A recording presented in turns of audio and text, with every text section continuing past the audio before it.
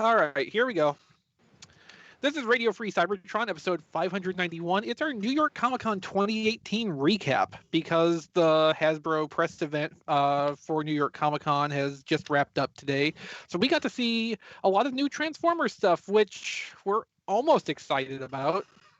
I am. I'm very excited. I am. Maybe. I am. I think we're tangentially adjacent to excited. Maybe.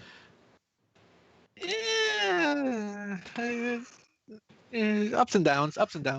So we are streaming on a Thursday night this week, which means Brian Kilby could not be here with us. But in his place, I'm hosting, which means this will take forever. Yay! Extra content. Woo! Make sure you write this down. You're going to have to send Kilby the bill.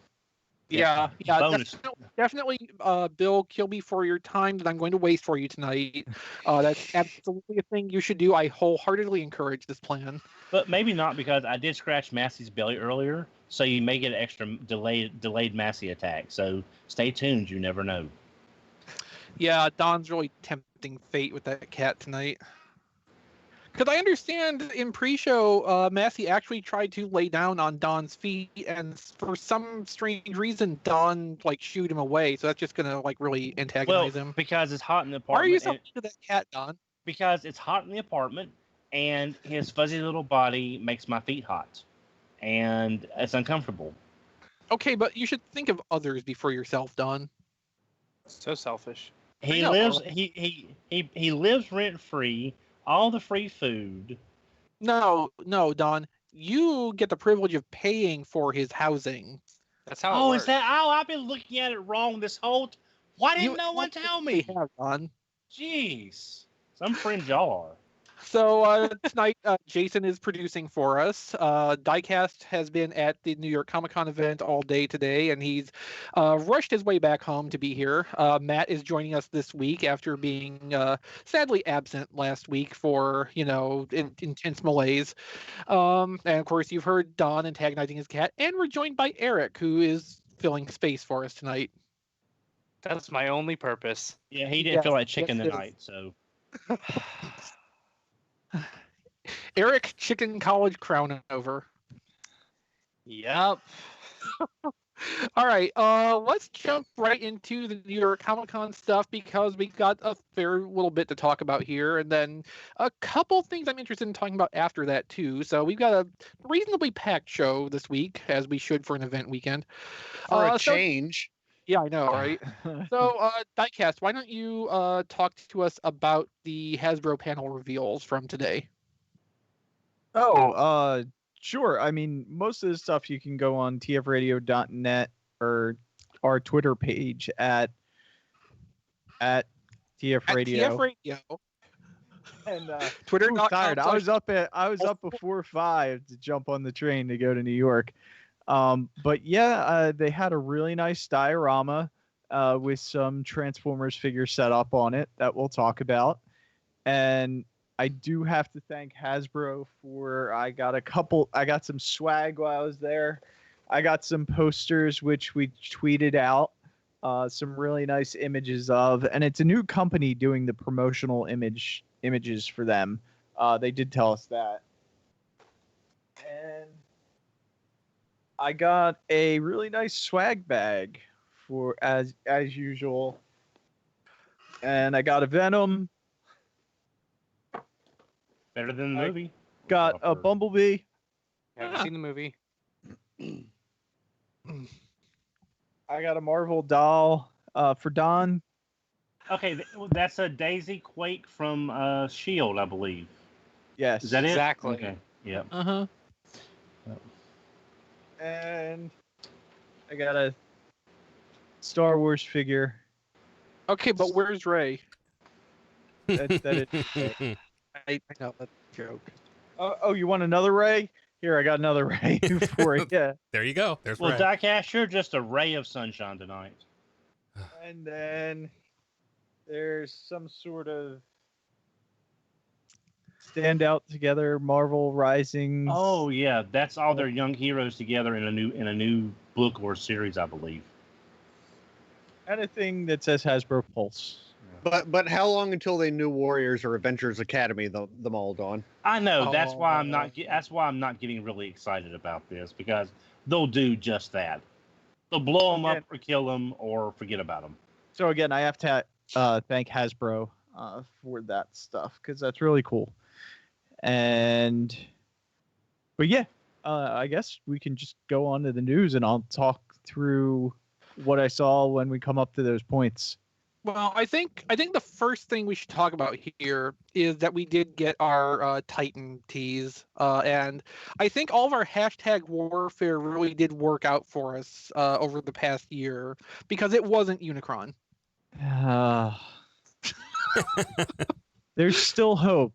Hashtag warfare. There's still hope. There might be hope, but probably not until 2020 or 2021. Yep. Or HasLab, if that would happen. So not until 2020 or 2021. 2021. Yeah. It's like we said in pre-show. The barge needs to get done. The barge will probably get done first before they. When's get the barge supposed to get done? We don't exactly know, I don't think. Okay. Because they probably also don't know exactly. I would say that they did not confirm this is Omega Supreme. No, they just showed a component that's half of Omega Supreme. It could be a Guardian. A Guardian doesn't have near the marketability as they wouldn't make generic drone number 1 a Titan. Hey, I'm just pointing out that, you know. Yeah, I mean, I was reflecting on this on Twitter earlier too. Like, Omega Supreme is something that has established like significant redecos, but even if they wanted to do an Omega Sentinel, I think we are well past the point now where even SDCC would be considered a viable outlet for Titan class redeco of any kind. I think we're past the point of getting exclusive Titans as convention fodder. Fortress Max. I Fortress want Fortress Omega Maximus was the last one we got, wasn't he? Yeah. Yeah. Thanks Well, I a mean, lot, I think Fort with Max. Trypticon, there wasn't much they could do with him. There really wasn't. I mean, and Predaking, they could do like up accessory version or something. Yeah, they basically could have give given him him a his sword. sword. Exactly. Like Fort they did Max with style. Fortress Give him Maximus. pretty paint and the sword, Yeah. and maybe chrome a la Devastator. But I really think Hasbro at this point is trying to focus more on stuff at lower price points for their convention stuff to make sure that it moves and they get their money back out of it within a reasonable time frame, because that's sadly always kind of hit and miss. And I think the SDCC Fortress Maximus kind of hung around for a little while. Yes, well, smaller It wasn't items hard at to a get. more reasonable price point that they can move more of, Yeah. makes sense.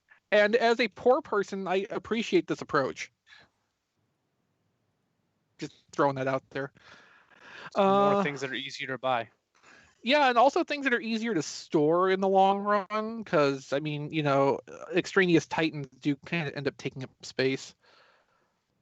I yeah, don't know so, what you're talking about. So we got to see the tank component of Omega Supreme, or mysterious Sentinel X, whatever. Hasbro's going to surprise us all. It's going to be Omega Supreme. I think it was mentioned that it comes with Micromaster Countdown exclusively. Yes. So and that he actually fits inside the tank. That actually makes me hopeful that they are going to maybe lean into the playset aspect of Omega Supreme a little bit more as they're designing this toy. Because I mean, Omega Supreme's rocket base always has been a really cool looking set piece, and I'd really like if they kind of take advantage of that and give some play features for the smaller toys. Well, I mean, Triptychon had a really good base mode like that too. So I'd like to see that practice continue. Fortress Maximus was kind of just sitting there. Wouldn't that be cool if it has a motor and it'll actually go around the track? That would be cool. I'm not expecting it, but that would be cool. I mean, they didn't let us see the tank because we had our event after the live stream, or after the event where they announced the tank, and they didn't let us see it. So I almost wonder if there's something special going on with that they didn't want us to know about. the Titan price point is already what, $160, $170. I don't think they're gonna needlessly add to the price by adding mechanics to Yeah. it. Yeah. And Not that I wouldn't love to see that. Yeah. Although, if you think about it, if they take the weaponizer toy approach with this and kind of sidestep like integral transformation, that would probably free up some of their engineering budget to go into different features in the toy. Because like there would be an expectation with Omega Supreme that you're going to have to kind of build up the robot mode rather than it being a perfect conversion between any of the parts and the robot mode. Yeah, he is a parts former, so. But I mean, when you've got a line that's now including MicroMasters, not having that base functionality sort of shoots a hole in your play pattern right there. Yeah, no, I mean they can totally have the base mode no matter what. Like the motor thing or the parts forming thing wouldn't preclude that in any way. The motor would pretty much add to it because you could put Countdown or somebody on that tank and have it drive around that track and make him dizzy. Well, Chris, let me ask you this from a cost standpoint. What if they put like a friction motor, not a battery power motor, just put a friction motor that you could rev and then place on the tread? Wouldn't that could be a cheaper alternative, and they could put maybe like an activator switch, so when you put Countdown in the thing, it could release the friction motor and it would drive around the tread, so that way you could get both. I like the idea, but I honestly think that an electric motor would probably be less mechanically complicated to make happen and therefore would actually cost less. Okay. I mean, the only thing that makes me think about that actually popped it into my head about the motor is look how high up those tank treads are sitting. I mean, maybe that's just because it's got to go on the track and you manually have to push it around, but it looks like those treads are awful high up. Well, that could just be where, like, instead of putting wheels on the bottom of the treads, there could just be a block that's wheels underneath it, and that block comes off to do something else. Yeah, but most Transformers, they're gonna get minimal clearance between the treads and the wheels for height, and this has a lot of height between the actual but if they're free rolling wheels, you can push, and if the track is high enough to keep the wheels contained within the track, it could be freewheeling enough that you can push it really hard and it will stay mostly in the track as a freewheeling thing. Like a really big Hot Wheels. Kinda. Okay, now I just want like an Omega Supreme loop track set. Oh, nice. I'd love that. Actually, that would be a really cool kind of thing if they wanted to do a Hot Wheels style thing again. Like, make some like little mini Omega Supreme rocket base thing where the tank is the car and you have the rocket base stuff and the tracks as the rest of the elements. Like that would actually be really cool looking. Yep. Hasbro should totally do a little Matchbox car kind of thing. Maybe if they buy Mattel at some point. Okay, so let's talk about some of the reveals we had today. IGN was our major news outlet that got the first promo photos out of several of the toys, and boy, did that mostly just disinterest me. So I must say, the promo images are not as good as the actual toys in person. I will support that as far as saying that the photos that you and other people took of the toys looked much better than the promo renders that they put out. Agreed. Yeah. I can't say what they actually looked like in person, but the photos did look much better. Oh, yeah. They did a better job of selling the toys. At the same time, though, I'm not super pleased with everything I saw. Okay. Diecast, you were there. You got to see Megatron and Soundwave and Refraktor and Starscream in person. What did you think of those toys, seeing the actual prototypes there? I really liked them. I'm not big on Optimus Prime's vehicle mode. So that's kind of really, I mean, Optimus Prime and Megatron are kind of, they have to be there. They're wave one. They are in scale to each other, which is nice. But so they were okay. Everything else kind of really excited me. The Tetrajet was a little surprising, just the look of it. I didn't expect That's it's like that's No, one It's word for it. weird. Actually, it's 2 words: Colonial Viper. I was 'Cause thinking that's basically a Colonial Viper from Battlestar Galactica. I'm sorry. Ish. I was thinking elephant jet is kind of the way Maybe I not was an looking elephant, at it. but like a tapir or something. Yeah, but the robot mode's very nice. Same with the Refraktor was a surprise. Yeah. It's a deluxe figure, and it's going to be, so if you want to make the camera, It's a you big have camera. to get what? Said it's a big camera. It's a too, big if it's 3 camera. deluxes. You have to get 3 of them. So there's $60 right there just to get the camera if you want to do that, which most of us G1ers would want to do.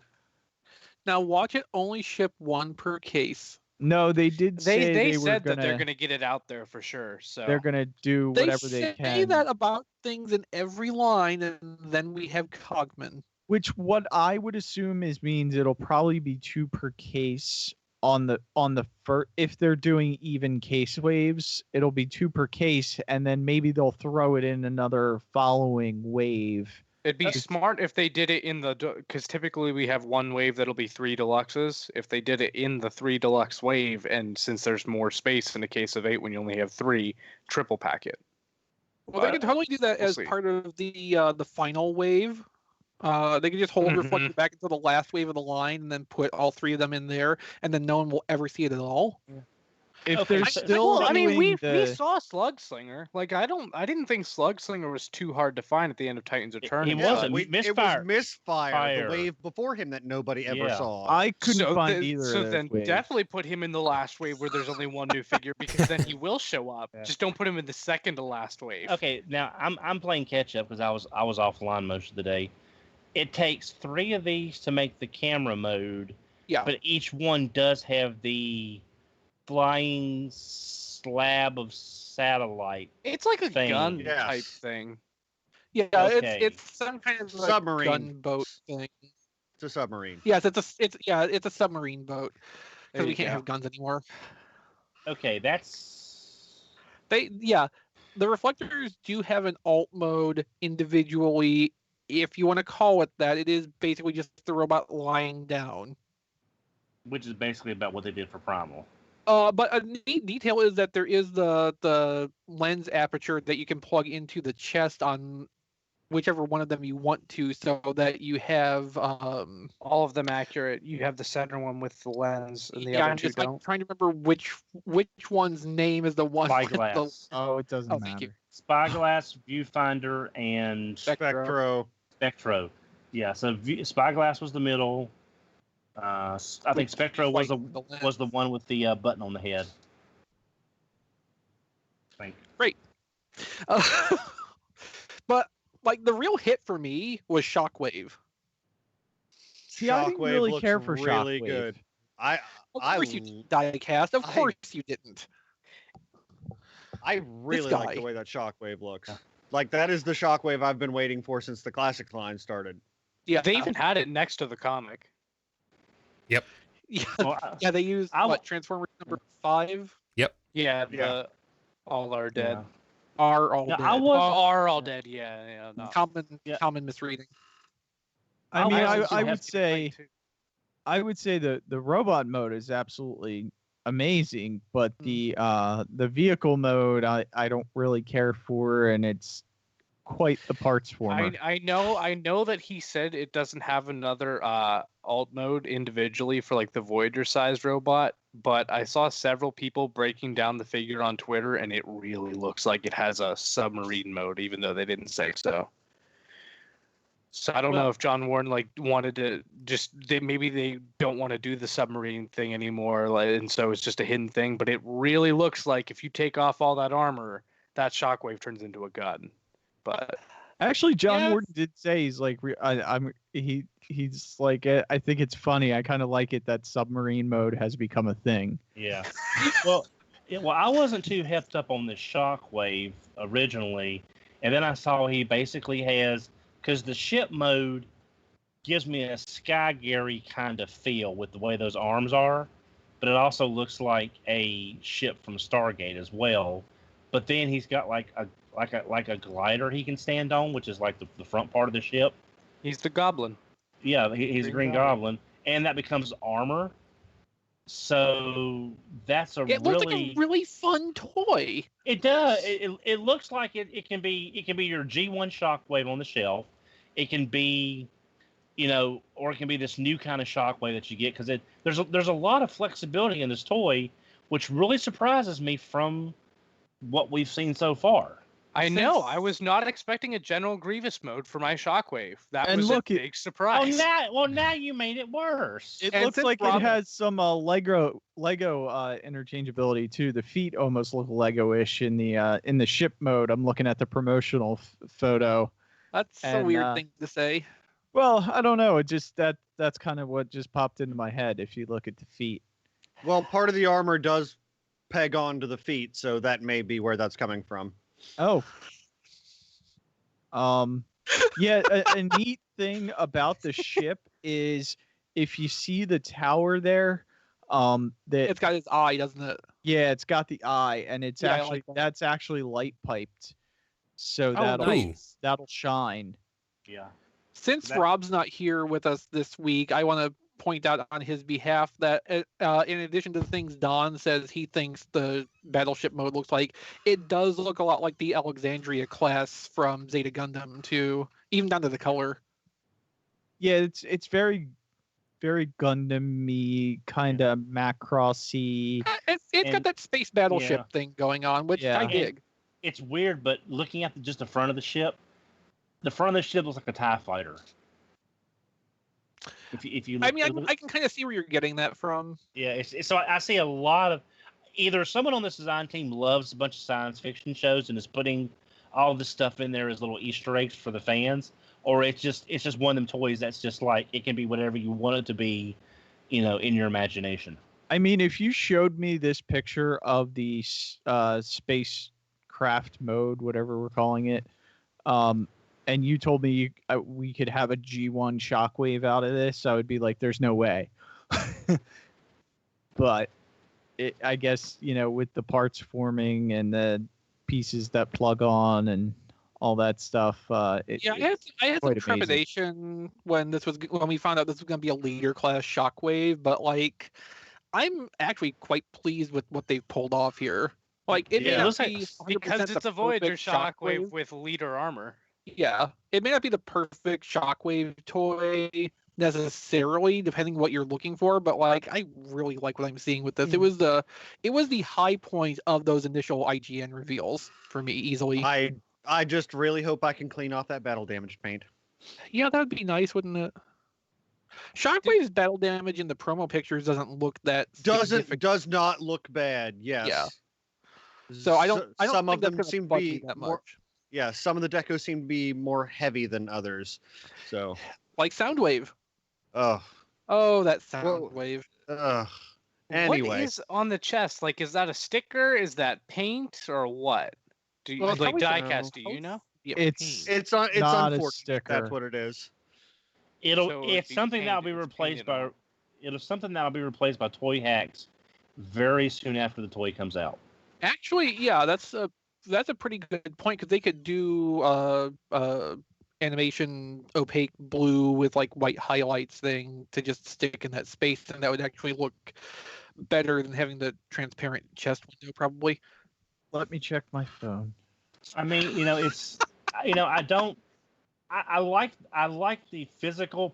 I like the way Soundwave looks as far as he looks strong, he looks tough, he looks physically overly detailed.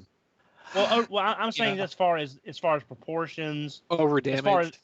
It's like he looks like Soundwave physically, but from a decoration standpoint, he's way overdone.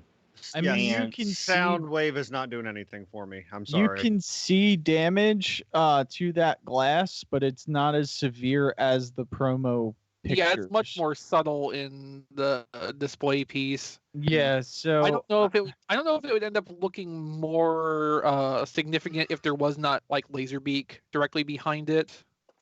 That's more my concern. Like when that chest compartment is empty, when the toy is just in its package and you're looking at it on the shelf, how is that going to end up looking then? it's almost if all these promo pictures, the colors are more saturated, which Yeah. is bringing out the battle damage. Well, they're higher contrast too than the real thing would be in a photo. Yeah, so like I said, I was not that big on what we were getting, and then just being there and seeing them in person, I'm super excited about this line now. Like I'm gonna be buying all the figures. Just where at one point I was thinking maybe I'll skip a couple, and that now it's just like nope, not skipping anything. So we did see on that display table that you can do the lamp post kind of mode for Soundwave, but there is an actual alt mode, which I have coined the term battle slab for, which other people seem to have been fairly happy to pick up on. It honestly looks like one of the speeders from Solo: A Star Wars Story. Like that's actually really close. I only watch good movies. That's not a bad movie. Good. It certainly is. It's not a boxy. bad movie. Everybody else seems to disagree with you, Eric. No, most people that saw it didn't think it was bad. Just no one saw it. There's a difference. This is the one figure I kept saying maybe there's a way to make it into a boombox as like a fan mode, I wouldn't because rule it out. yeah, He does have tapes, after all. Yeah. Which look Yeah. way Definitely better gonna than try. than the Titans Return versions. Holy cow! Yes, The they tapes do. are, yeah. So those are going away for those are getting sold at some point.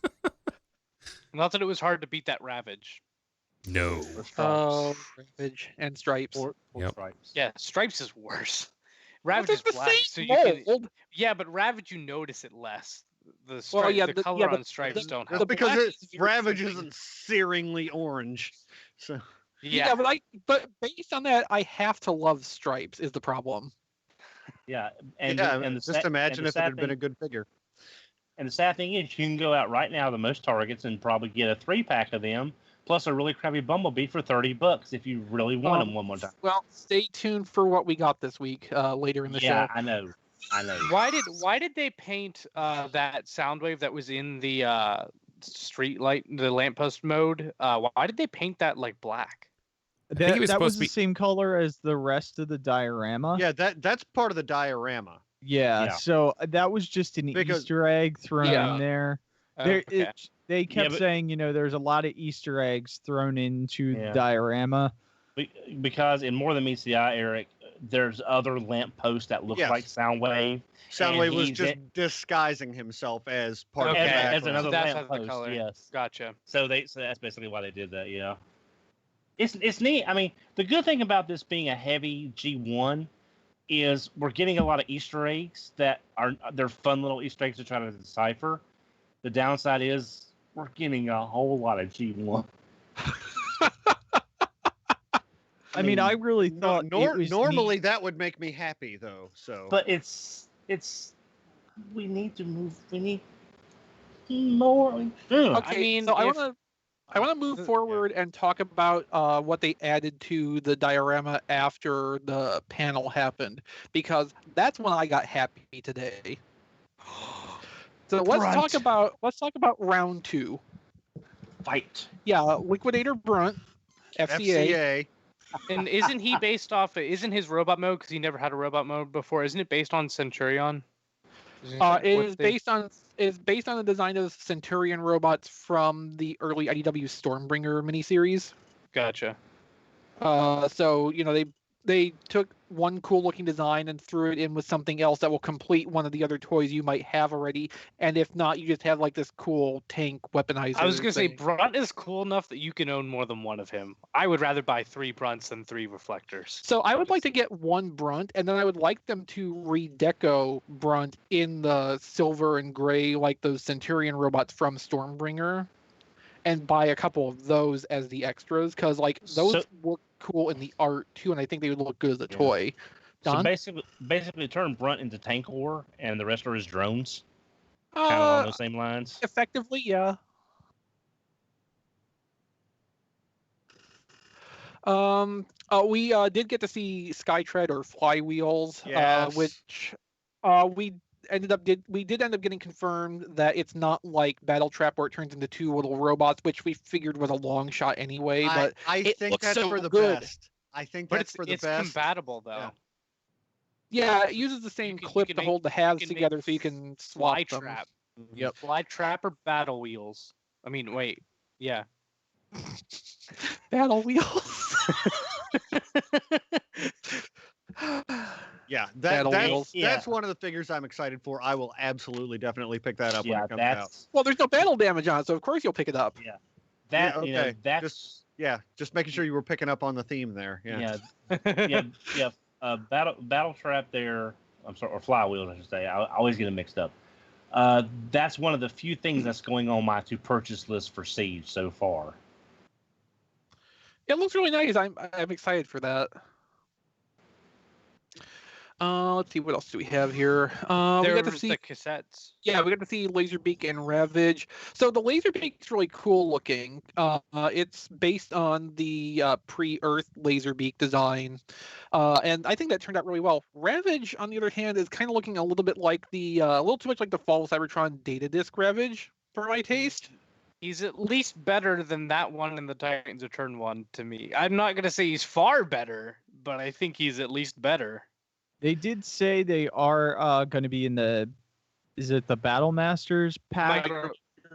Yeah, so basically two-pack? they're $5 each because those are $10, right? Yeah, they're replacing the Legends class. Yeah, so basically you're paying I think they're gonna $5 for a be, Laserbeak instead of 10.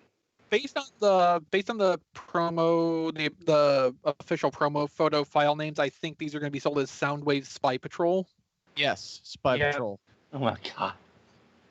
I mean, that makes sense. It does, but I'm thinking of the GI Joe line, the old Spy Patrol GI Joe. Spy Troops. Spy Troops, yeah. I know Spy Patrol is definitely right. Yeah. I was surprised they didn't reuse Spy Troops just to keep the trademark. I mean, that's been so long ago. If they cared about that, that's probably lapsed effectively. I don't think they care that much. It's a GI Joe thing. Yeah, some of my photos made it on the TFormers. Hey. Yeah. Your photos were the first ones we added, and then the ones that Jay got when he was able to upload the stuff were added into the story. So they're both there. Awesome.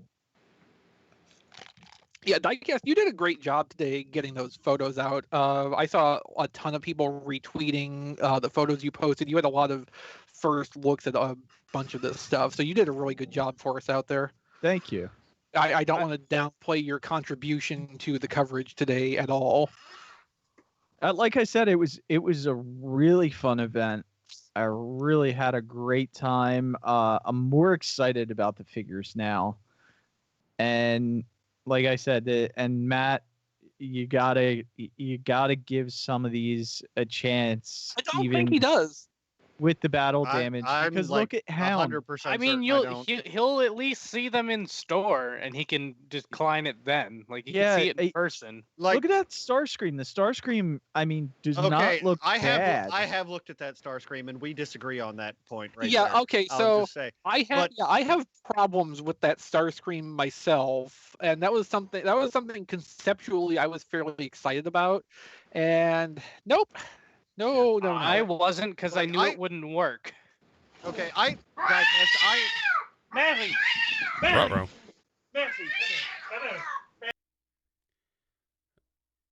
Muting the stream.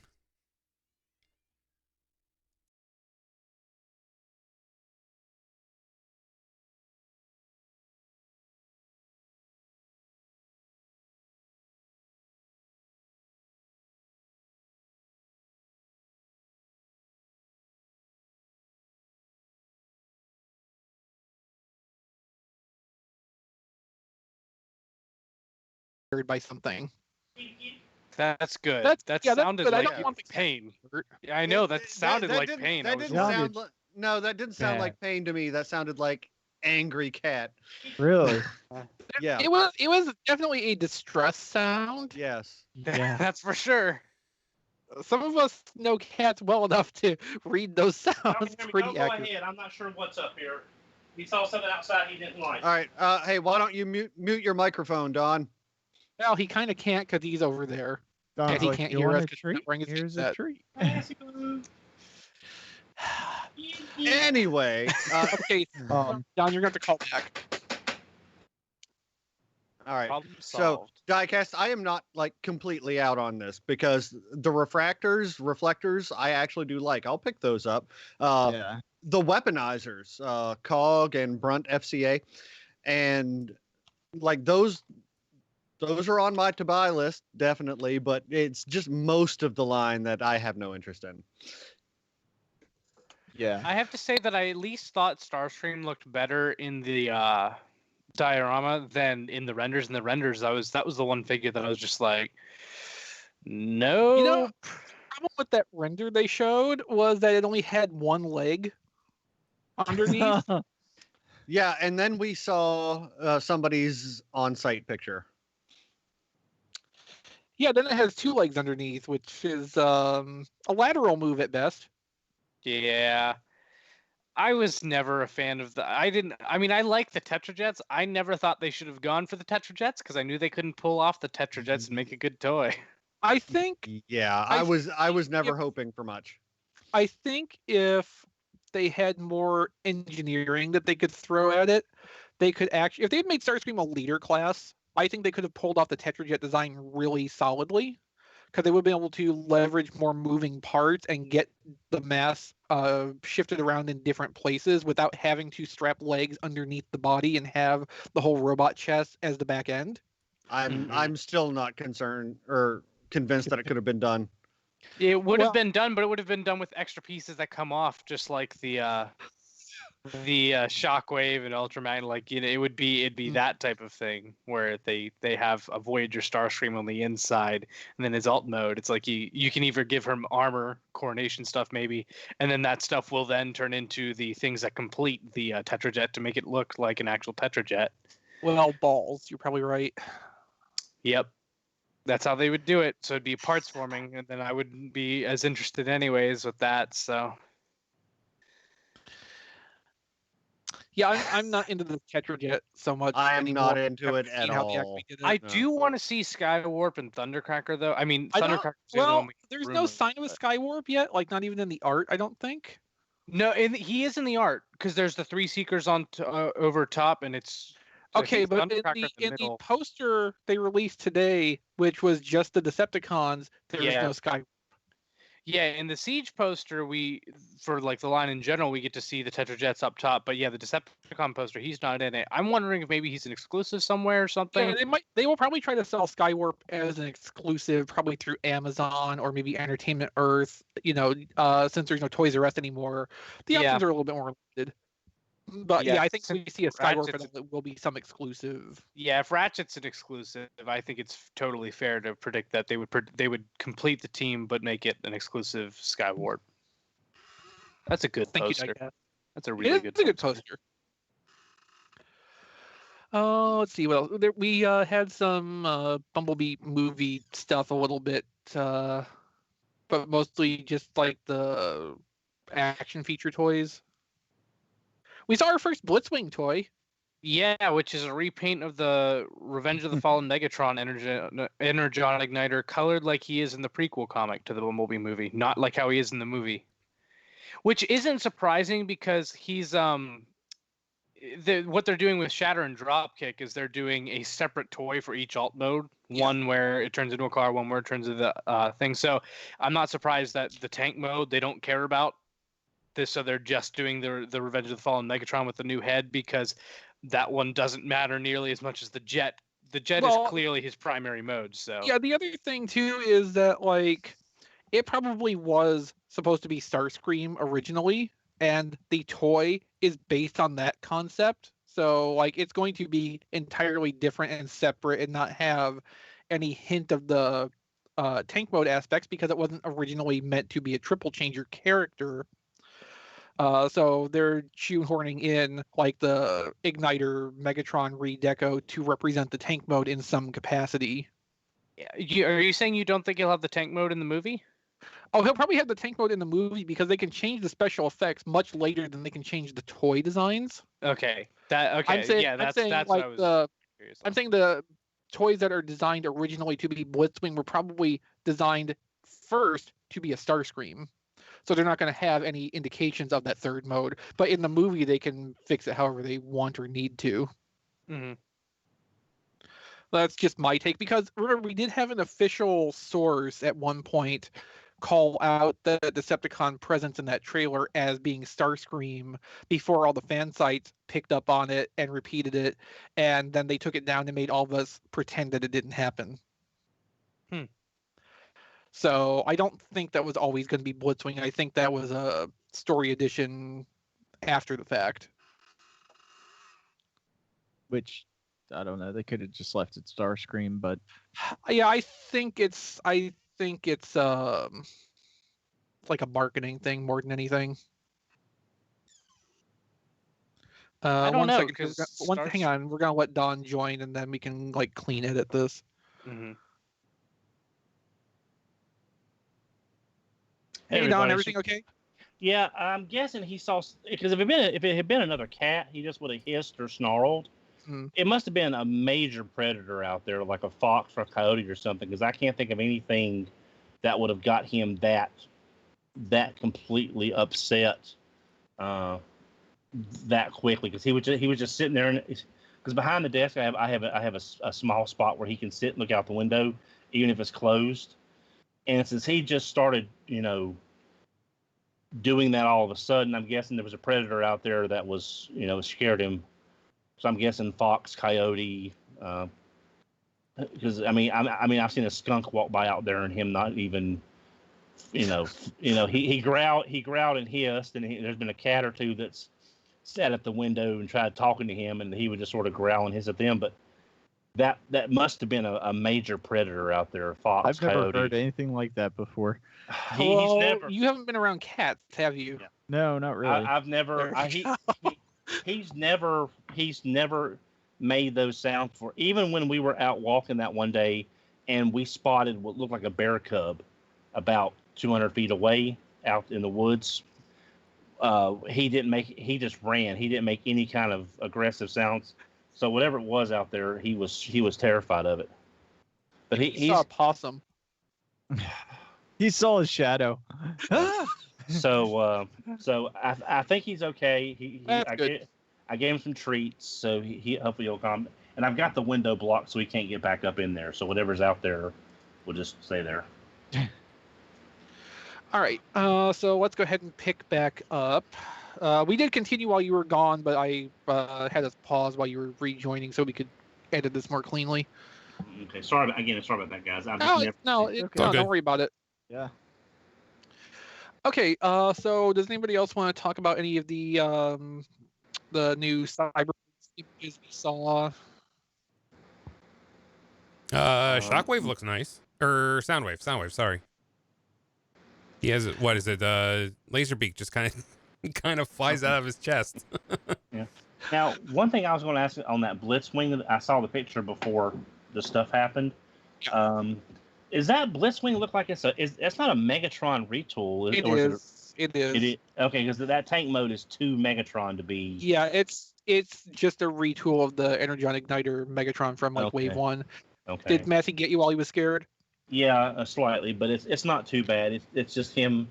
Like I said, he was panicking about something he saw out there. So, but yeah, it's not too bad. I've had worse. We know. Yeah. But now let me look at the Cyberverse real quick while y'all, because a lot of this stuff I'm seeing for the first time because I was playing catch up. Now, Ben was saying that the kids really like the pop out gimmicks that these have. The Energon Igniters? Yeah. Yep. Or is that what we're calling these? The movie Action toys. Action Attackers. Oh, okay, so you are talking about the Cyberverse ones. Yeah, the Cyberverse. Yeah. Okay. I assume by kids he means focus groups. Yeah. I kind of like the Prowl. Eric, you're muted. Kind of. And I like Prowl, except that we know we're getting a Prowl in Siege, which is probably going to be, a better action figure, a better overall toy. Yeah. Yeah. I still like the Cyberverse Prowl, though. I like that it has the cannons as the flip out gimmick. I thought that was nice. Yeah, it's a good choice. Yeah. And I mean, these aren't for us. As Exactly. even Ben said, he was like, I wouldn't mind if you buy one or two, but Well, yeah, they're not. They're not this, for this our is market. the kids line. Yeah. So. Yeah. It's nice. This is how we get kids like Eric to grow up and still like Transformers. Even they can't be a Toys R Us. But I will say, I do like they're bringing apparently the ultimate class is what they're calling it. The slips is a $30 price point with the Optimus and the Megatron. The one below that with the Shockwave and Ultra. Slipstream is Ultra, and which is Voyager. Yeah, and I like the looks of. I want to like Slipstream more than I do. Well, it's the first Slipstream that actually has her correct body.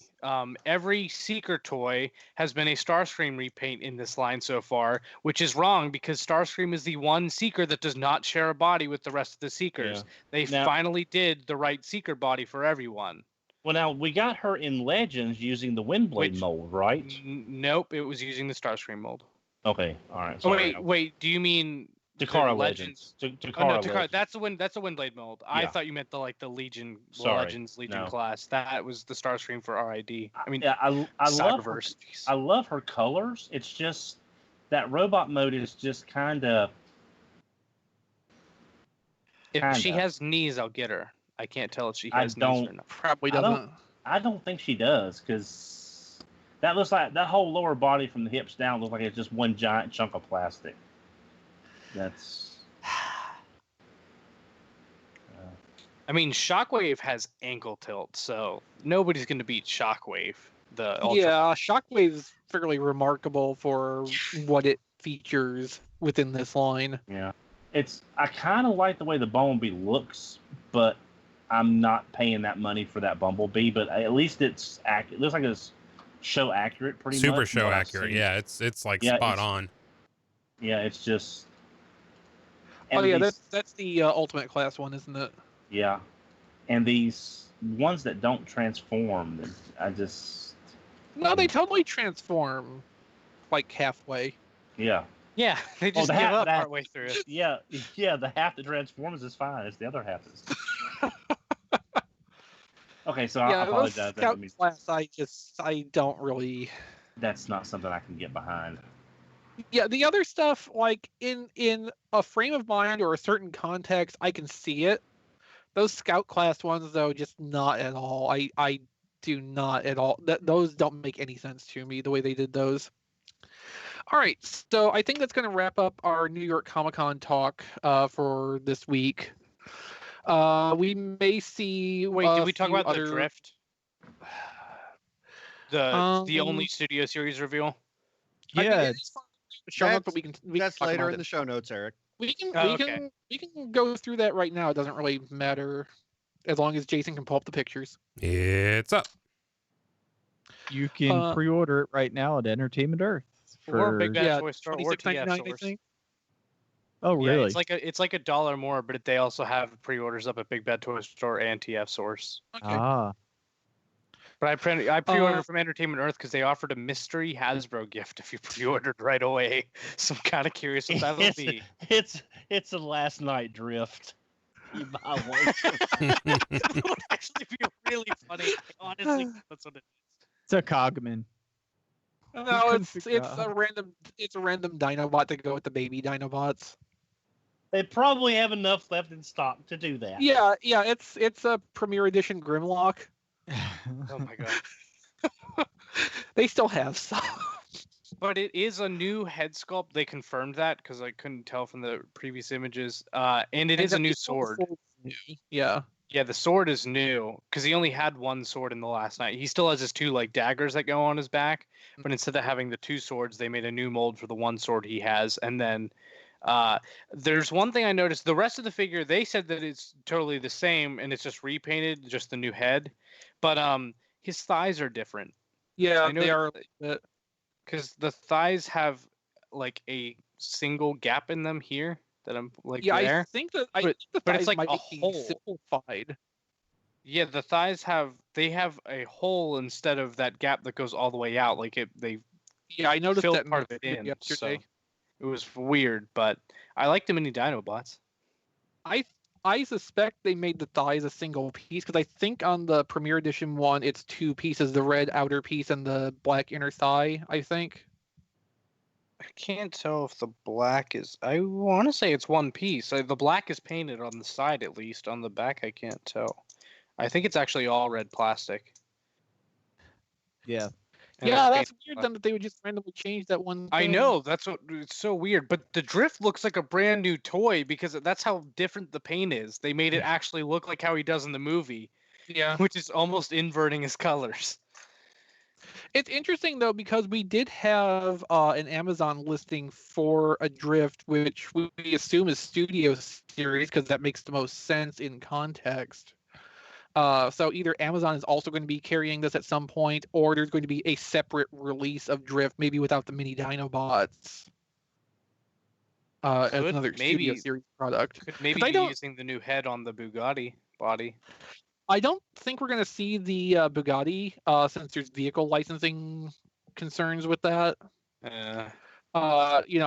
If they were going to continue the Bugatti relationship, they would have had that still be in the last night instead of changing it to the Mercedes. Yeah. So I don't think we're going to see that come back. But we might see Drift come out again in Studio Series in a different format. Or maybe Again, probably just with. What I hope it is, I hope it's actually a retool of the Punch Counterpunch and its generations Drift and Deadlock. That'd be really cool. I'm just saying. Well, they don't have many options for that mold, and I mean that could definitely be a possible one. There's That just, or Point Blank. Those are basically your options. yeah. I mean, Point Blank seems like a better choice because they could release Point Blank's Target Master as a Battle Master then. True, Like, but it's Drift is a pretty much character all that set up. people know. So But there's no one- that. but no one cares. But do they care? Yeah, I was gonna say there's a reflector in the main line. Never mind. And the other thing Okay, they so- mentioned, I don't see this in the notes, so I'll just say it, is the movie Masterpiece Bumblebee, the VW Bumblebee, is available for pre-order on Amazon now. Yes, it is. It And is. it's a little bit was- cheaper than most places. I think like $10. I believe I cheaper think than it's most the places. same price. I think it's $89.99. No, 79, Amazon has I'm it for just- $79, I think. $79? Exactly. It's $10 Yeah. lower than most. Sorry. I'm just wondering if and when I get the deluxe, is it really worth getting the masterpiece for? I mean, It's up to you. If you like I don't know. masterpieces, then I don't yes. know. Yeah. It'll be a little bigger Yeah. because that Studio Series VWB is actually, I think, even smaller than the Studio Series Camaro. Oh, It's small. It's smaller than Jazz by a little bit, okay. or the same size. It's either a little bit smaller or about the same. Man, if that was not coming with those Dino cassettes. Yeah, that's because I've got that worked out too. So I'll be having 2 of that mold. So Yeah, I'm avoiding the regular retail Volkswagen Bumblebee. I'm just gonna stick with the exclusive version because I don't need to have that twice. I don't think. And the gold one looks better anyway. Okay, so with New York Comic Con behind us now, let's move into the big powered news, which is that we're getting Legends big powered. Okay, see, this news is the only reason I'm here this week because I I want to talk about kinda- this. I kind of assumed that was the case. This is amazing. This is weird. This is unexpected. Hasbro, if you want to know what I want, this is exactly what I want. I don't need battle damage. I don't need, over detailed stuff. I don't need 5 Optimus Primes in a line. I need something that we haven't gotten before or in like 30 years. This is amazing. So I wouldn't remember, rule out us getting this since we got I would. Kaiser. I don't care. We got I don't care if Kaiser and they didn't. So I don't care if Hasbro gets this or not. I am throwing money at this. Okay, Yeah. like somebody is getting my money for this. And just in case for anyone who doesn't know, Big Powered is based on characters from Transformers Zone, Diatlas, Sonic Bomber, and Roadfire that they combined to form a giant city because Roadfire and Sonic Bomber were basically, they had Micromaster base modes, and Diatlas was the larger of the three and had a base mode as well that you could connect, and then they could form a train kind of thing that was called Big Powered. So that's what this is homaging. How much is that going to cost? I don't care. A I do lot. not care.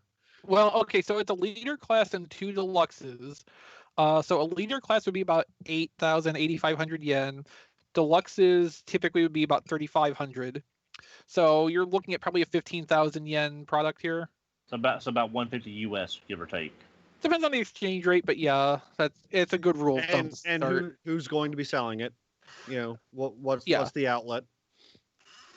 Well, the same outlet it is every night, trying to take over the world. Wait, no. Nice. No, I'm sure, Big Bad Toy Store and everybody, and they'll probably come in around $150. And it will be mine. Oh yes, Me too. it will be mine. Okay, so Matt, when you say that, you need to sit back and staple your fingers together and do it like so that way it carries a little more gravitas. I don't know if I need this just because I have no affiliation with Zone. well, that's fine. I'll have yours. Don't facepalm, Dawn. I don't want this either. No, I mean, I it's feel just like a lot I of mean, people it's just just want Diatlas. I mean, it's just like Matt said, we're finally out of 84, 85, 86, and we're getting something. This is what the Legends line was made for. Obscure, unique, Japanese.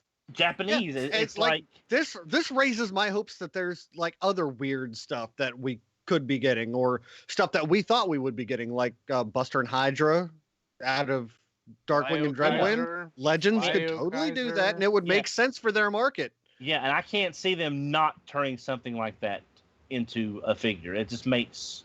But we haven't seen it yet, and I was starting to get really, really concerned. This is out of nowhere. I can't believe we're getting this before a Kaiser from them, though. That just confuses me.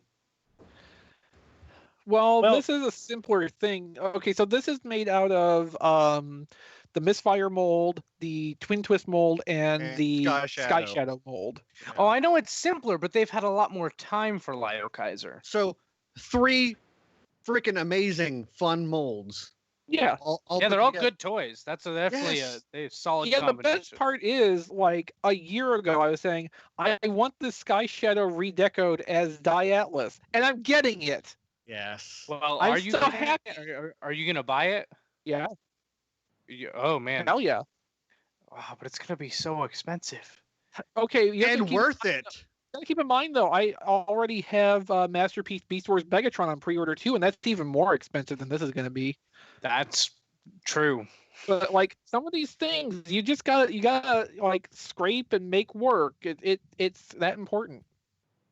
Yeah, and as much as I'm not thrilled about this, the fact that Matt is so happy about it warms my heart. So it's totally worth this existing just for that reason alone. It had to be something completely weird like this to like reignite my excitement for this franchise. Right. I apologize for my existential crisis recently, but I can only get the same stuff over and over and over again so many times. I needed something new. Crisis recently. I mean, come on. True. You're not special.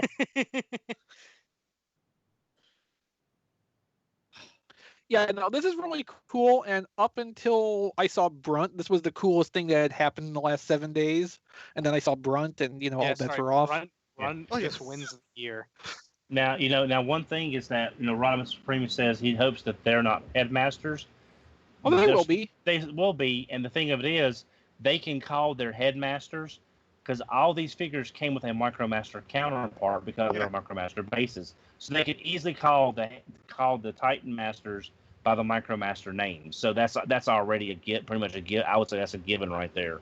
Like the Diatlas, like they could changed that one to not be a headmaster, Yeah. but the Yeah, But they- why? mis- That's the the one misfire toy and where it twin doesn't twist. matter. Yeah, the misfire and twin Yeah. twist are a little bit harder to do. So if they're not gonna fix them all, I doubt they're gonna fix any. So But here's the cool thing. They fixed the Diatlas so it's not a Titan Master. The one for the Misfire mold is the kid from the planet they save, and for the Twin Twist mold, it's the Zone Bunny. So that's the names they give them, is the kid and the Zone Bunny. I don't That's think the kid is a very trademarkable name. Well, whatever his name was, I can't want to say John, but John was from Victory. So whatever the kid's name from Zone was, I can just see them doing that just to like, yeah, we could call them the Micromasters name, but no, here's a kid with green hair and a flying pink Zone Bunny. Enjoy. The kid from Zone is a lot more trademarkable. So Yeah. Now, I mean, what would be great is if this set came with capes and armor for all your Combiner Wars toys. and the squishy organic brain for Predaking. Yes. Oh man. Wait, that I didn't know about that. I just knew about the capes. Yeah. Have you seen Zone, Eric? Have you ever seen Zone? I've never watched all of it. I've just seen clips from it. It's 25 minutes. Yeah, it's one episode. I mean, like, Just- oh really? I've never Yeah, watched. it's one episode. I've seen like 5 to 10 minutes of it max. I need to watch You know, it. I think we need a new rule on the show. No kids. or Diecast. Yeah, no kids. he's a kid at heart. or me, you know. Oh, you're far from being a child, Don. Far from being a child. But I have a child's spirit of imagination and Yeah, you should really give that back. that child really needs his spirit back, Don. Moving Okay, on. so yeah, let's blow through the rest of the news items we have. Hopefully, we can knock this out in the next 20 minutes or so. New JD Red Knight exclusive leaked. Chinese online retailer gets retool of Generations Age of Extinction Galvatron. And when I first saw this, I thought it was someone's custom. Stinger this- gained this- weight. Apparently, this is some kind of legit thing. I Yeah. want China. it. I kind of want this. I mean, have no interest.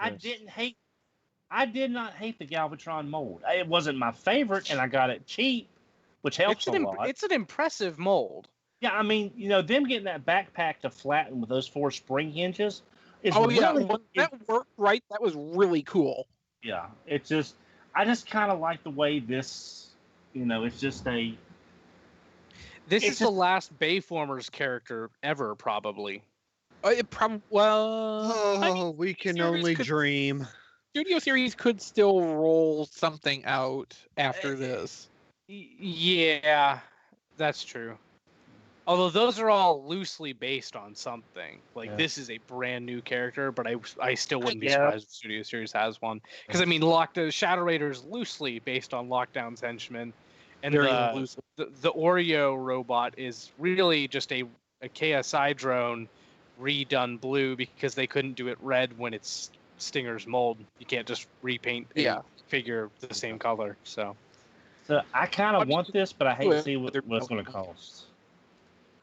Oh, I don't know if we have any leads on how you would get hold of this. Like, I'm sure it'll be on Weibo, but that's not accessible, or not Weibo, Taobao, but that's not accessible to most people. Sure it is. There's Most Diecast. people. yeah, I might need some help getting this because I actually do want this. Yeah, Diecast will have a lucrative side business muling. JD He already Red could. Knight. He Yeah. could, but you know. I It's was too thinking much about work. buying a bunch of those recolored, enlarged the Cindersaurs as pink. They're like in pink RC colors because I thought they're pretty cool. I think people would want them. That'd be neat. Okay, so- Slash. Are you talking about Slash? Because Yeah. they knocked off because they did the Power Rangers colors for all the Dinobots, right? Kind I of. mean, not exactly, but that was the inspiration, I think. I don't know, but yeah, they, Slash is going to be basically RC, so it's kind of interesting. Okay, so next up we have Flame Toys, Bumblebee, Starsaber, Victory Leo, and more, which were on display at New York Comic Con. My So God, there's that's Starsaber. yeah, that sure is a Gundam. So that Bumblebee is basically Action Master Bumblebee because he has the heli pack. Is that Yeah. what it's supposed to be, basically? I mean, it's an Action Master by default because it doesn't Yeah. transform. Yeah, But yeah, it doesn't transform.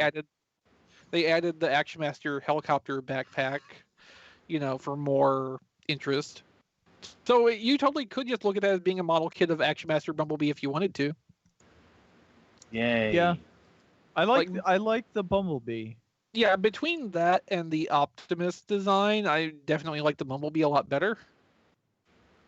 More than meets the eye. Megatron's looking Yeah. pretty nice. Yeah, that Megatron does look Yeah. pretty spiffy. Yeah, that is pretty good looking. I don't think I'm at a point anymore where I would need to own that. But Yeah, that's a really good likeness of that for So- anybody who actually is interested. MMC did a great job on theirs. The likeness is great. So, and that actually transforms. So Yeah. this will that Kind of. Megatron will probably be like a Moss Toys, or I'm sorry, that's a different company, isn't it? Yeah. No, it's just a okay, model I was kit, thinking- Don. Oh, it's a model kit. Okay, Yep. I'm sorry. Yeah, Is that's it gonna a be the model model kit. kit, or is it a model kit, or is it one of the figures like the Drift and Tarn? No, it's not Drifter Tarn. It says model kit right below the Oh, okay. picture. But yeah, him, and there's an Okay, I see IDW it. Prime that also is a model kit. And while Okay. I would like to throw Sort up, of an IDW Prime. yeah, and I'd like to throw out a big thank you to Anthony who went and picked up the Nemesis Prime model kit for me. I think that was at the Bluefin booth while he was there. So thank you so much, Anthony. I greatly appreciate it. And I can't wait to get that. Oh, he said he didn't get it. He said it. The line was too long. He got a hold So of me. I- Don't even try. I do. And wait, you can start just go ahead and book. build that to Brian Kilby. It's fine. Yes, yes, please. But why is Optimus doing the Dreamwave hip thrust?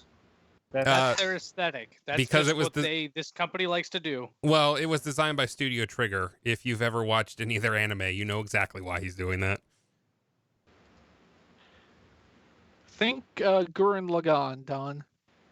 Can I think Gal Gadot instead? That's That was better. Studio Trigger. Okay. Now the Shattered Glass Drift is nice because that means they're actually tapping into TFCC stuff.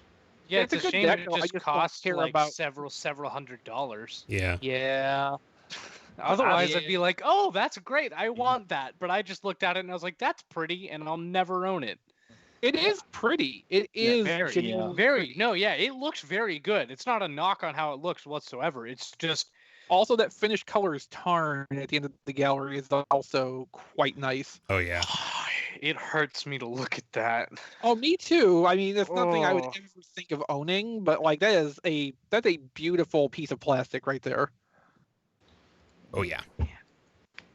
That is a beautiful plastic. Okay, moving on. Let's see, we already talked about Drift. We have some Wave 2 Transformer Siege Battlemaster names from Walmart listings. So I will load that up since that was several days ago now, and I don't remember what they were. Okay, so we've got Wave 1 will be Fire Drive, Lionizer, and Blowpipe, which we learned from previous leak, essentially. So for the second wave, we have Caliburst, which is one of the legacy names they're bringing forward.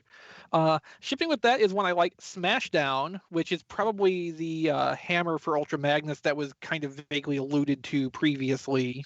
Mm-hmm. And then the best name ever this year, Pterodactyl. If it's not a pterodactyl that turns into an axe, we have to riot. If it's not a pterodactyl that turns into an axe, what even is the point of that name?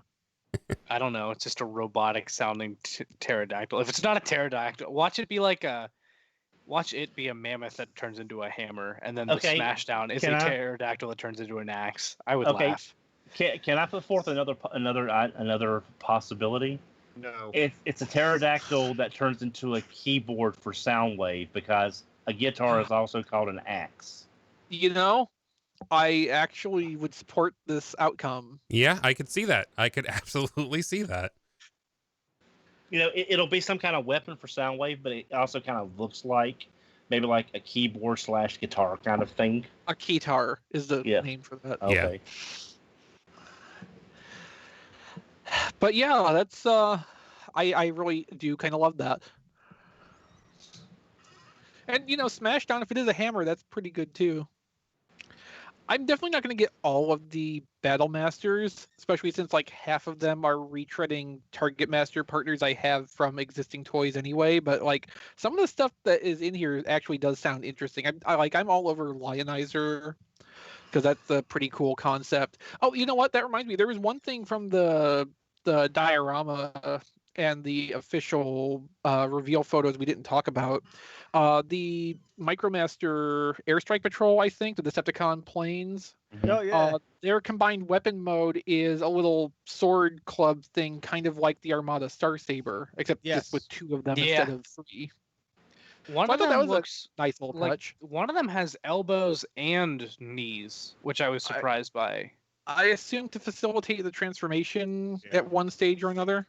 Yep. Yeah, I was just pleasantly surprised at the purple and black one I was like, oh, that has knees, hips, elbows, and shoulders. Like, wow, that's more than any other one. Yeah, I know. I was like, that's gonna be my favorite one. Well, going by the colors, it's probably gonna be Matt's favorite one too. Yeah, the colors already won me over. Then I saw the articulation. I was just like, oh man. And our final news topic is, and I'm very proud of this headline that I wrote, Toys R Us to get the Weekend at Bernie's treatment as IP holders look to cash in. So we'll try to do the short version of this. When Toys R Us was liquidated, the assets went to the creditors. The creditors were expected to auction off the stuff to other parties to get their money back, which would include the intellectual property such as the trademarks, Jeffrey, all that stuff. But no, the creditors seem to have decided that, you know what, we're going to run Toys R Us instead. I'm sure that's going to just go swimmingly. Absolutely. Who are the creditors? I can say nothing wrong with this plan. The creditors are the major institutions that were owed money by Toys R Us as it existed before the bankruptcy procedure. Yeah, I just didn't know if we had any like major, like, is it the bank? Is it Hasbro? Is it?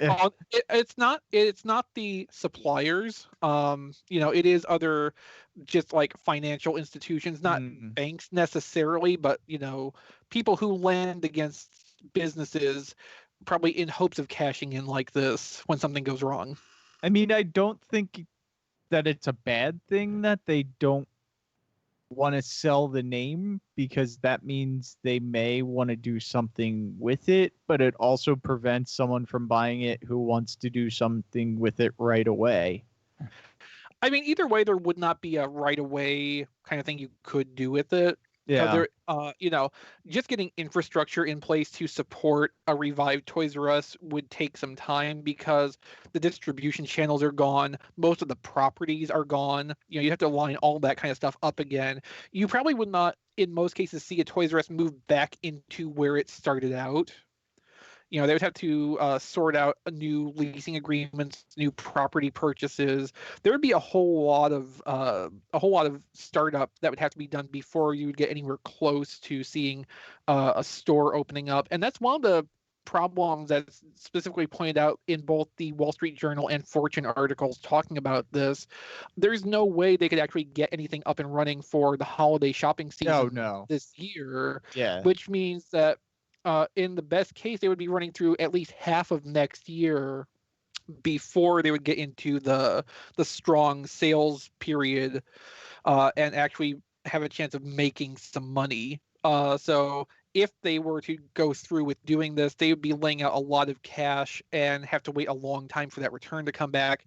And that does not even begin to address the problem of getting suppliers and distribution partners to actually work with a revived Toys R Us entity after everything that happened with that brand before. Could they not do pop-up stores this year? Like, is that impossible? I mean, we haven't. Probably, yeah. Again, the distribution channels are gone. And as far as I know, we have not. Isn't we haven't Toy heard City anything a thing? more about the KB Toy pop-up stores that were supposed to be a thing for the Right. holiday season this year. And City is doing Toy Cities, right? As Yeah, the pop-up Toy stores for- Cities, the 50 or whatever Toy Cities have started opening up in various locations. There's none near me, unfortunately, because I'd actually like to go see. But considering the KB thing, which seemed to be something they were trying to plan farther out than the Toy City pop-ups, have not materialized, I don't think a sudden impromptu Toys R Us pop-up thing happening even just a few cities is something that would be very likely, even if they did have like distribution paths already in place. Yeah, I used to work for Circuit City. I worked for them actually when they closed, and someone ended up buying that name. And every once in a while, I hear something about a an actual like store opening back up, not in the same capacity that it was, but like a little mall store where you order stuff online and maybe they sell some stuff in the store.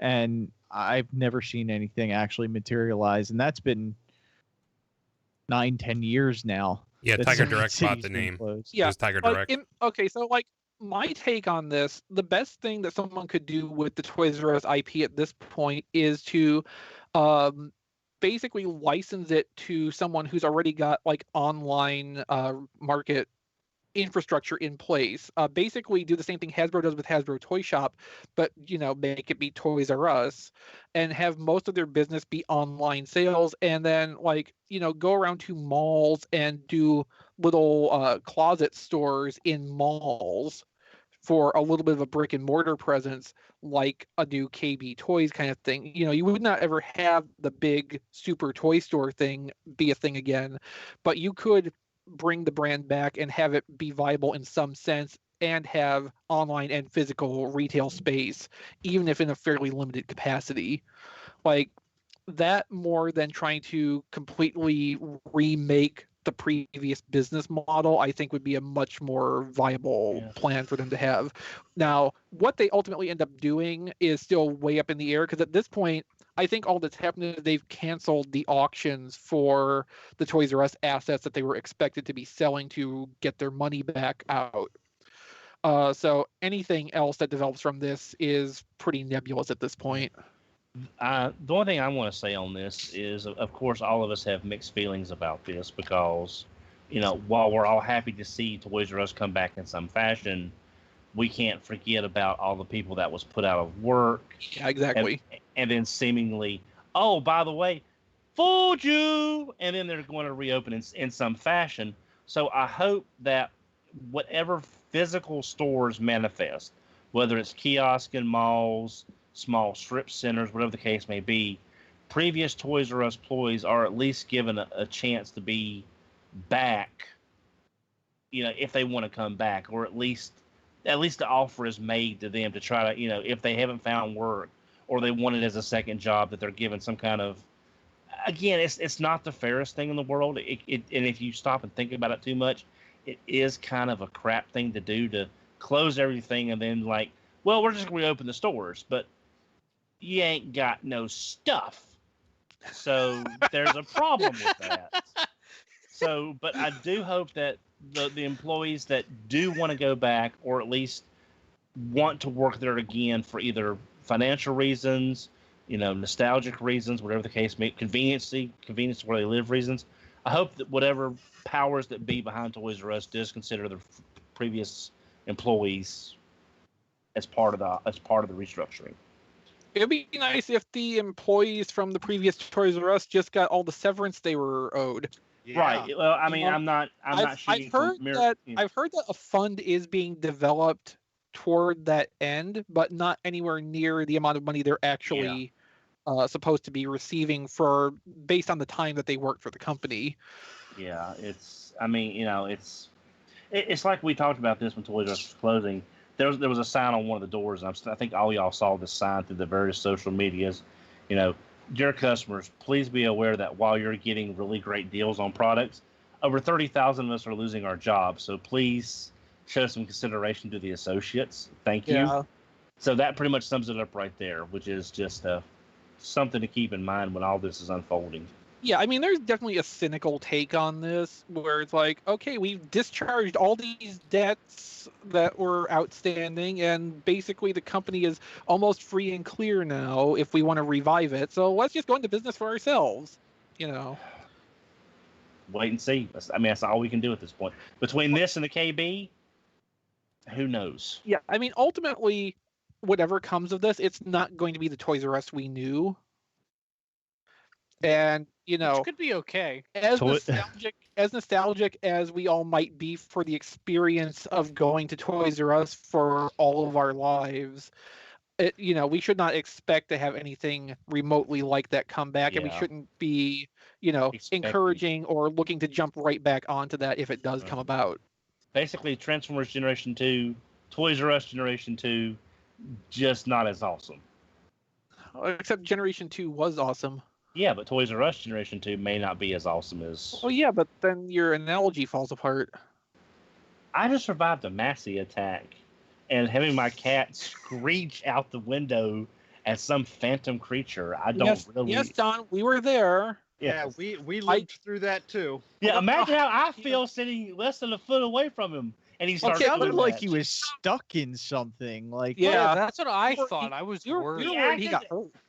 He acted well. He was just laying there. He had his paw wrapped up in some of the cables, but it was just like him laying his paw And when he got up and started screaming, he stepped into some cables, but he wasn't actually caught or anything that I could tell.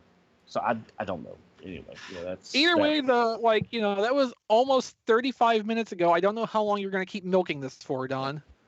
Right. Life goes on, okay? Yes, I know. I know. Thank you.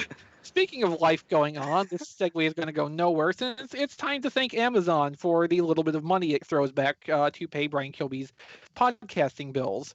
Brian's not here with us this week, but I'm sure he'd like us to mention this. You can go to tfradio.net/Amazon, and from there do all of your normal Amazon shopping, and anything you buy will send a little bit of money back our way to keep the lights on, to pay for Kilby's Skype out credits, to do things like calling Anthony and sometimes Diecast when they're at events doing coverage, when we have our all-day live coverage like for Toy Fair, which is one of our favorite things. And the ability to do that and talk to people who are on site is really valuable to us, and you can help make that happen by going and doing your regular shopping at Amazon through tfradio.net/Amazon. It won't cost you anything more. It actually takes money away from Amazon, although a lot less than it used to.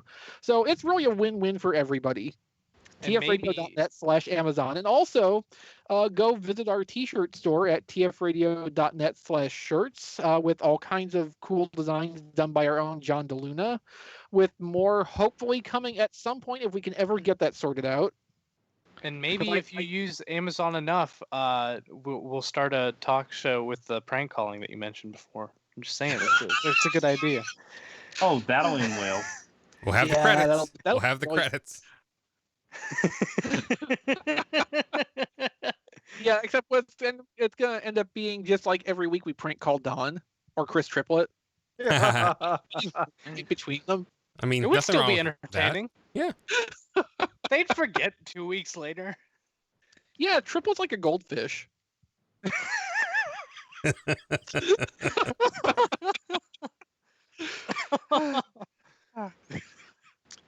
Okay, so since we don't have Rob here with us this week, Matt, could I convince you to do what's on TFormers for us?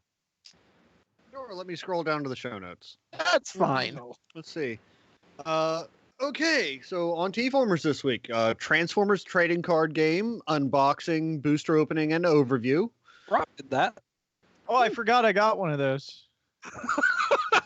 Yeah, I saw we haven't done what we got this week yet. Oh, okay. Okay. Good. Well, we may get there. We'll do that. Hey, All right. I saw So- those for the first time in stores at Target What? today. Okay, so for the benefit of the chat audience who's still with us, what we got this week is basically going to be post-show for this week. So after we wrap up the show proper, we'll go into that and then probably cut the stream off after that. Yep. So that people who need to go to bed can go to bed. So We're if you're definitely interested cutting in the that, stream stick after that. around with us. Yeah, if Okay. you're interested, stick around with us for that. And if not, then after we go through the podcast plugs and social media stuff and everything, you can go ahead and head off. Anyway, Matt. Also on TFormers is the Bumblebee movie boombox promotional Transformers toys box set. God, I want that. It looks so amazing. It looks so good. Yeah, I mean, that's a lot of Bumblebee in that box. That Stu, That's sounds all. terrible. Yeah, so both of those were promotional by Hasbro to do some coverage on. So there's Rob's unboxing and overview of the set on YouTube, and we've got photos of the Bumblebee movie boombox on TFormers. And the last thing in the notes here is leaked from Cybertron, the grayscale test shot of Bumblebee, the movie studio series, and deluxe dropkick. I'm excited for that toy. I wish they actually would show more of the test shots in these leaked from Cybertron bits, rather than just like the close-in cuts. Be I nice to mean, see, they like, a showed you whole- that his Dropkick's entire torso is clear plastic. They show you that. Yeah, so Oh, we can get that a- sounds lovely. It'll probably be okay, but still, it wasn't the most. It'll probably be inspi- fine. I wasn't. What's the worst that can happen? Thrilled by that. I know, right? I mean, you can't even tell from all the other pictures we've gotten before. No one had the slightest clue until they posted that picture. So they could have just not posted that picture, and no one would have known until we got the toy in hand. Quite possibly. All right, Don, what's on the network this week? What's on the network this week? Transform Squadron Episode 2, Great Value BotCon. On this episode, Rob discusses Microman Soft Vinyl, Walmart Transformer reissues, and Bumblebee Movie Energon Igniter Power Series figures. Also, Rob asked the immortal question, just what do you call a glow-in-the-dark color anyway? Now, does he mean the color of glow-in-the-dark plastic when it's not glowing, or the color that it glows in the dark? It looks white when it's not glowing, and it's green when it glows. I just call it Scare Glow.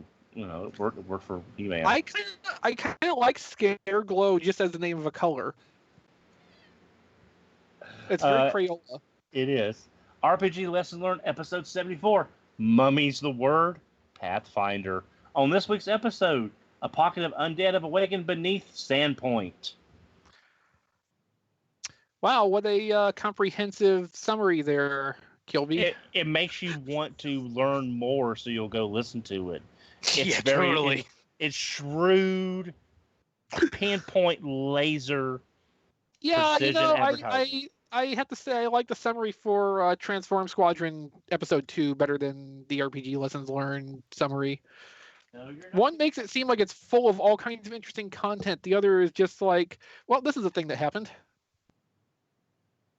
But then you probably remember how I summarized that one episode of Star Trek for 100 episodes. The thing that happened. If I can make it sound any crazier, I did. And as always, you can find the show notes for this episode and the episode itself at tfradio.net/591. We have our voicemail line where you can leave us a voicemail or send text messages.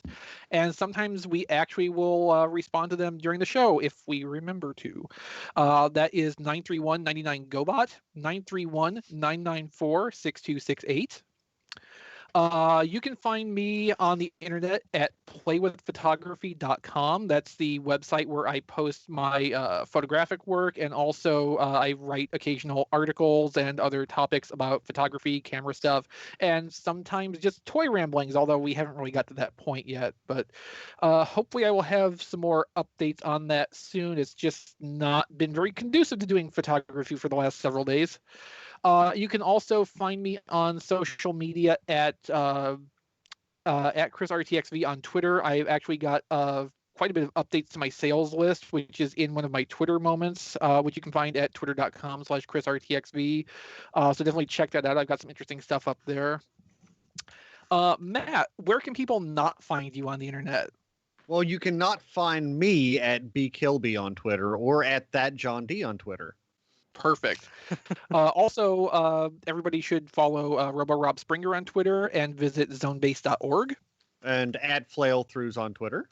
Yes, very good. And also check out Rob's Patreon at patreon.com/flailthroughs, I think, where for the $2 level, you can become a patron and also request from him feature videos on particular Gundams in the games he plays. Don. I can be reached on Twitter at HMRC, the number 4 EBR, and the finest emergency rooms available. Well, as long as it's not the emergency vet, because we don't want anything bad to happen to Massey. You'll live. The cat doesn't know any better. Diecast. You can follow me trying to transform figures at tfradio.net/reviews and Yes. also on Twitter at Diecast2 and on Facebook at Reviews by Diecast. Jason, you're not on video, but where do people find you? And I'm not on video, not because I'm playing Mega Man 11. I'm not on video because there was a lot to click. No, really, I'm not playing that, I swear. You can find me at tonight. Jason S. Kirk. Tonight, the role of John DeLuna will be played by Jason Kirk. If there wasn't 10,000 pictures to scroll through tonight, I might have considered that, but the view of my camera Yeah, was we had a lot. Yeah, the view of my camera was literally me staring at the monitor as I flipped through. I was like, I'm just going to show everyone else tonight. Yeah. So Eric, what are you doing on the internet? You can find me at No, I Melbar mean, on what are Twitter. you doing on the internet? There are laws about this. Sound Go ahead. endangerment. The three L's, 2 R's for at Melvar. I'm just saying, you should definitely tweet at me there. No, or you could tweet at me at Eric Crowbar. That's all right. I'll Just actually answer. just remember, Eric, it's only a couple weeks till TFCon. I Uh-oh. was thinking. Oh, yeah. You can also find me at Aramis Prime on Instagram if that's your thing. I post my desk bots there too. I've been doing Inktober too. Here's my Cyclonus for today. You've been doing well. Inktober's You, fun. I don't know why you Ooh, don't yeah. think you're good. Nice. You're pretty good. Yeah. I don't know how to draw stuff real. I can draw cartoons. I can't draw stuff real. That's Yeah. all. Well, I mean, those are skills that you have to develop over time. Yeah. And then also Eric Crownover on YouTube. I have a YouTube channel now. Look at me go. Wow. I do random videos, just Transformers news, not reviews. I don't have the time nor the effort to do that. And then my podcast network is Nerdy Geek Talk. Anywhere you listen to this, except the website, because Brian loved to point that out. Anywhere else you listen to this podcast, you can find Nerdy Geek Talk and listen to all my different shows on there. So, yeah. And as I pointed out, in a few short weeks, you can find me, Diecast, and Eric at TFCon in Chicago. Woo! Eat a And lot of Portillos. Yeah. And 2 of those 3 may be coming back as well. So we'll have to wait and see. Yeah, Why we'll have to isn't wait and Diecast- see which two. I was gonna say, why isn't Diecast coming back? Oh, there's all kinds of reasons for Diecast to not come back. Well, It all depends kinds of on reasons. how good JT is feeling by that point. Well, the hotel the hotel bill's under his name, so I'm gonna have to stay there and like make beds and stuff. Do you even know Sounds how to about do right. that? Okay, well, that has been Radio Free Cybertron episode 591. Live audience, stick around. We'll be doing what we got in post show, and everybody else, we will see you next week. Take care, everybody. Bye.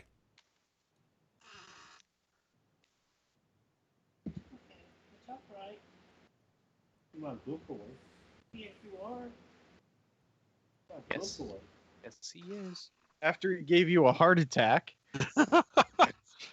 He's never done that. Even me trying to put him in the carrier to take him to the vet, he has never yowled like that before. I don't Yeah, know. that was what- distressing. That was frightening. I That don't was- know. unearthly. Well, see, that's what I mean.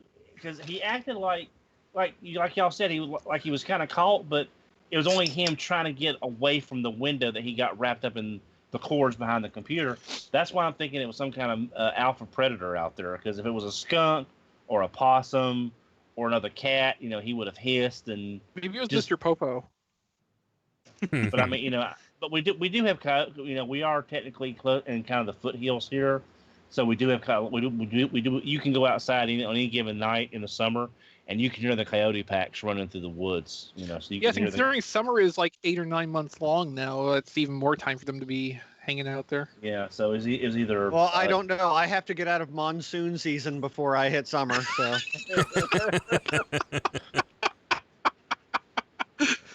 I'm hesitant about letting him back into the window tonight because I don't know whatever was out. I may go out there and take a brief look around before I go to bed to make sure there's. Well, take your shotgun. I got a BB gun, so that's not all gonna I've got. do anything. Chris, Don. That's all I've got. Chris, did you see the links that I sent in the chat? I saw that you put links in the chat. I didn't look at them. Yeah, Crowbar and Crankcase are the same exact toy. One is painted No, different. I think you're wrong. Nope, you can look at it. But they had to do was literally. I'm still gonna think you're wrong. They literally just had to reuse Berserker. They reused the wrong version of the mold. That's a very small picture. So they're doing the third dread then? No, this is the second dread because Berserker isn't actually one of the dreads. Crankcase is the one that Berserker is supposed to be, just slightly different colors. And they're releasing Crankcase, but he has his colors, but he's made from the Crowbar mold and not the Berserker mold, which is just, I don't understand. But you would like the Crowbar mold. I don't care that much. I mean, I cannot find myself to care that much about that figure. Sorry, just I can't put that much effort into caring about those figures. Well, I mean, because you didn't grow up with them. I did.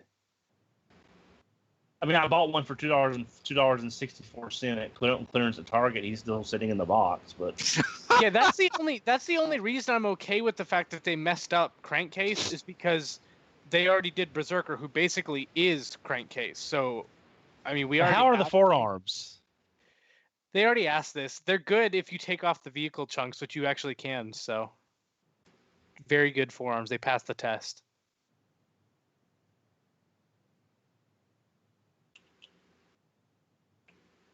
okay. As soon as Jason comes back, we'll get started with what we got this week, I'm back. so we can do the video switching. Yep, I am all set. Oh, hi, Jason. Yo. Let's see. Scroll up. Okay, so you didn't get anything this week. No, not really. Neither yeah, did I. So I'll hop off video. I didn't get much. So I mean, this is probably not going to be a very long segment. That's fine. It's late already. Except, well, I mean, Diecast could go for like 3 hours for all. No, we it's going know, to be but- really long because Chris is going to talk about how much he loves his orange car. Well, maybe. I mean, we'll have to wait and see.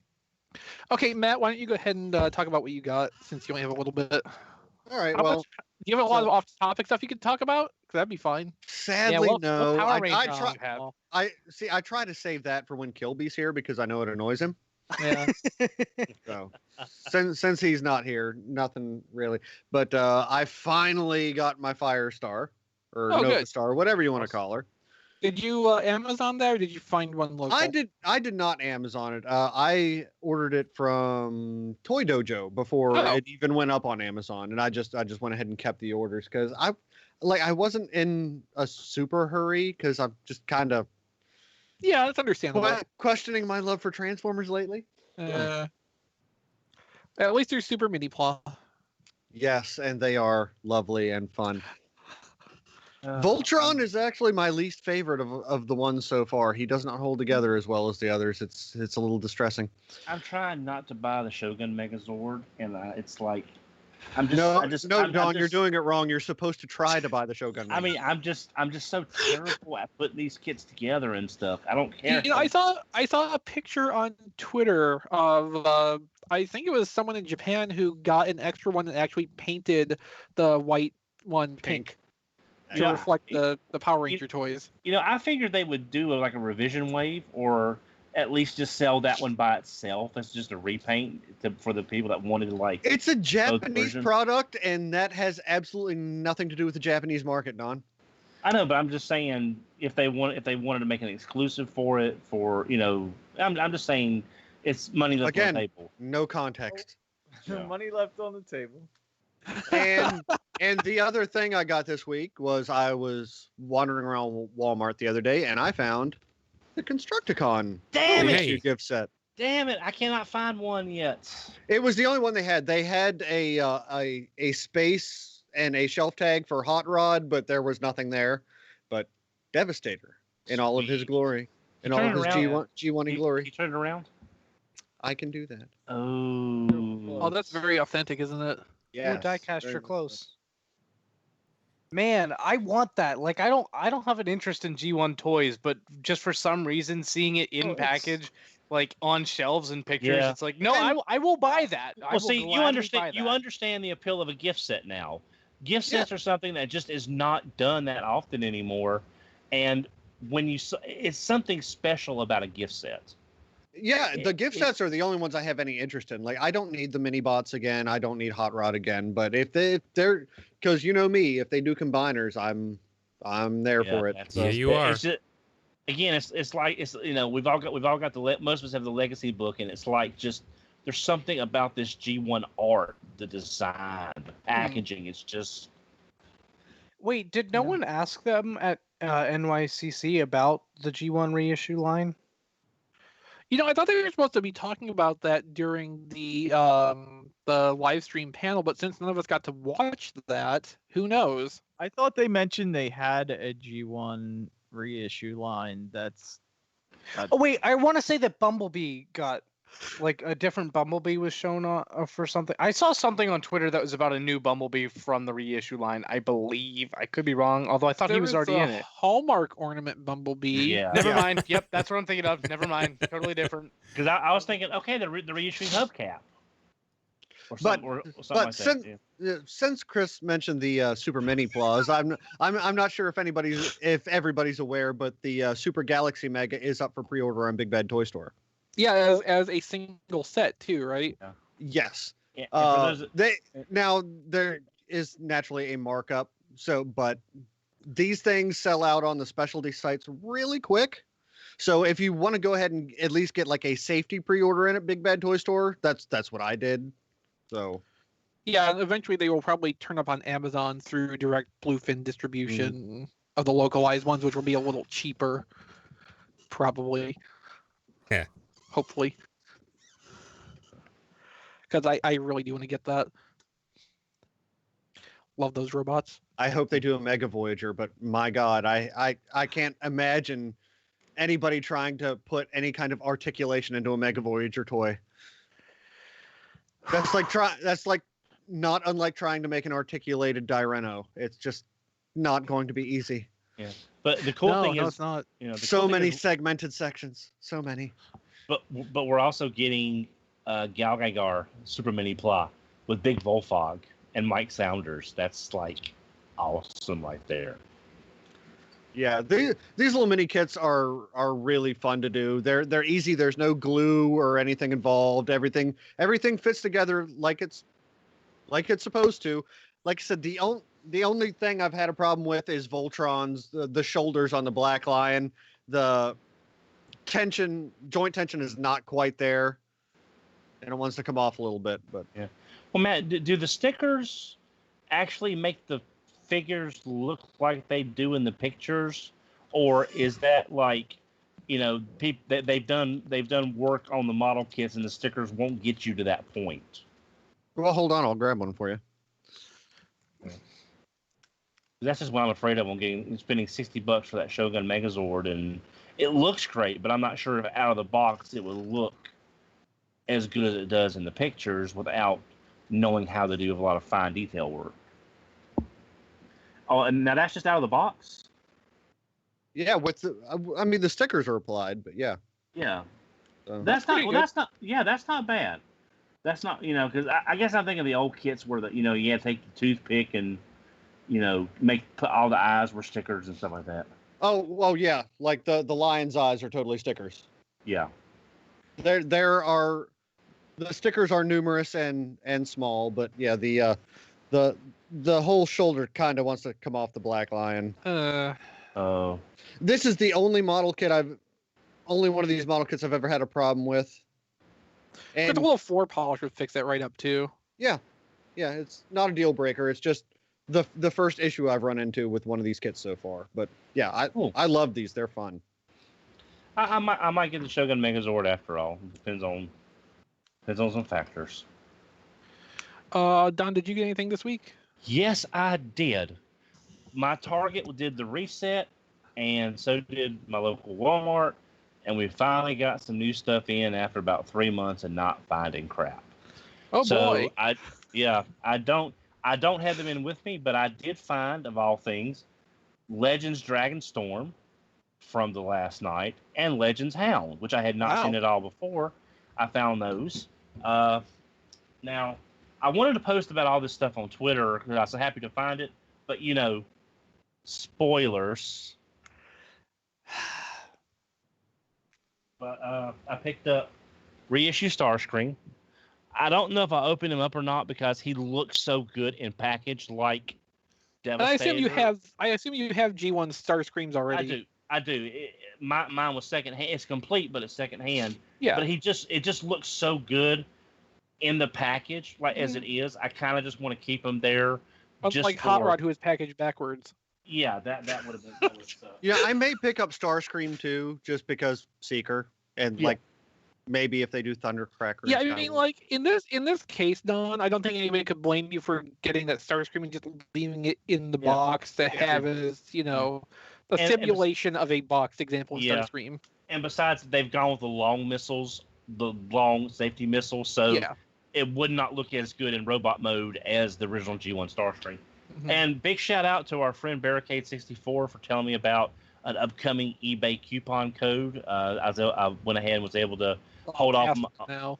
Yeah, it's already passed now, but I went ahead and used it. I've got about 12 things coming in total that I went ahead and bought because I worked 25 hours. I worked about 25 hours in 2 days, so I had a little overtime coming. So I used that for some figures.